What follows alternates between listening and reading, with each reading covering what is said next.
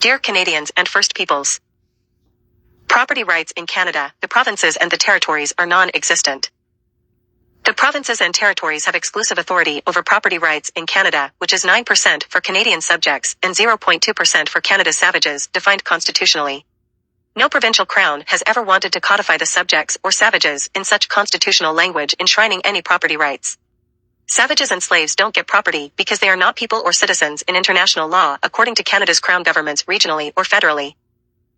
The crown politicians elected and appointed, 0.1%, enjoy 89% of the defined crown lands in Canada. Premiers and appointments have 48%, while Prime Minister and appointments have 41% of the land in Canada. 89% plus 2% federal and provincial crown facility taxpayer-funded lands. The average politician in Canada enjoys 300% more land subsidized than the savage Indian, defined by the Indian Act. The average savage Indian receives $508 a month, while the average crown politician, elected or appointed, enjoys $12,600 a month. COP15 declares 30% land to be reserved for biodiversity and conservation.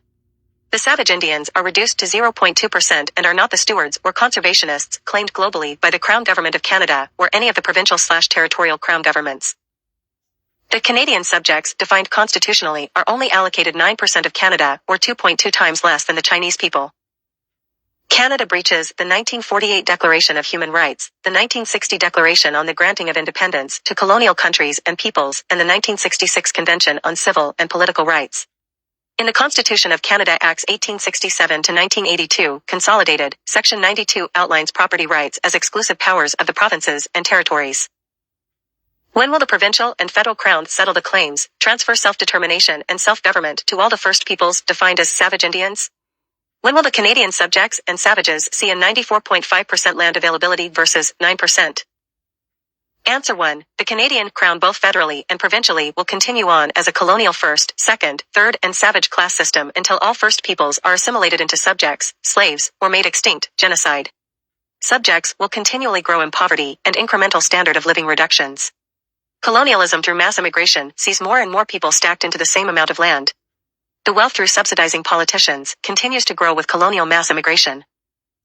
Answer 2. The 89% of crown lands in the hands of the federal and provincial governments will remain in place forever until all people in Canada are made subjects, slaves. Canada's crown first class will enjoy all the wealth while subjects and savages enjoy all the financial losses and expenses. Civil rights are not the Canadian Charter of Rights and Freedoms. In 1945, the United States of America, the Union of Soviet Socialist Republics, the Republic of China, the Provisional Government of France and the United Kingdom formed the United Nations. In 1948, under the Declaration of Human Rights, the superpowers wrote civil rights into binding world law, and by 1971, 5 out of 5 United Nations Security Council permanent members ratified these Part 1 civil rights forever. Part 2 of civil rights would be completed in 1960, the Declaration on the Granting of Independence to Colonial Countries and Peoples, and in 1966, the Covenant on Civil and Political Rights. Both editions were finalized by the United Nations Permanent 5 Security Council members in 1971. Where in the Constitution of Canada do you find civil rights? What makes for a serious problem as citizens in Canada? Answer 1. Civil rights belong exclusively with the provinces and territories. Answer 2. Canadians and First Peoples are not constitutionally recognized as citizens in Canada. They are either subjects or savages. They are neither people nor are they citizens. Civil rights are located in Section 92 of the Constitutional Acts of Canada 1867 to 1982 consolidated. Since 1867, the civil rights are promised to the provinces alone and have never been removed or repealed. Premiers Danielle Smith and Scott Moe have decided to pursue civil rights and state that they will follow the Canadian Charter of Rights and Freedoms stipulated throughout the 1982 amendments. They have both publicly said they will decide which civil rights belong and which do not for the defined subjects, Alberta/Saskatchewan slaves, and savages, original Alberta/Saskatchewan Indians, to be assimilated or destroyed. Unfortunately, for these premiers whom have the power of civil rights over the regional subjects and savages, they must follow the United Nations Security Council's binding world laws or face their justice. If the Treaty 2, 4, 5, 6, 7, 8, and 10 Indians rebel in the name of liberty, security of person, property, water, health, education, self-determination, equality of the person, economic, social, religious, political, and cultural determination, self-government and self-preservation, the allies of World War II, are promised by law to destroy the provincial governments who would force their will over those imprisoned reserve Indians.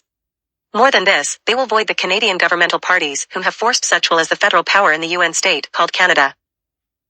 The results through UNSCP5 penmanship in our world history since 1945 shows an imposed constitution crafted by USA, Russia, China, UK, and France. Political parties and elections are all voided. A republic is instituted and a blanket constitution crafted inside the UN is imposed until a new election can safely occur. Historical reality for all First Peoples and Canadians in relation to the UNSCP5. They redraw the boundaries. They force land back, displacing all parties of peoples. They institute their style of government. They will administer international justice continually until the country is capable, at their discretion, of peace and security. You will agree to their system or face military intervention over and over again. A final warning to Canadians and First Peoples. The allies of World War II in 1962 were at a near-nuclear war in the Cuban Missile Crisis. The hard development of nuclear weapons and conflicts of America and the USSR raged on until 1979. Even in the bloodiest and deadliest conflicts, Vietnam and Czechoslovakia, they administered the most social, cultural, political, and economic transformations around the world ever in the world's history and at home known as the civil rights movements. Many have ignored the victorious allies of World War II. Many blew them off as nothing to be burdened by. All of those regimes are no longer left alive on this earth today. I hope this finds everyone well. Sincerely, Dave Bjorkman.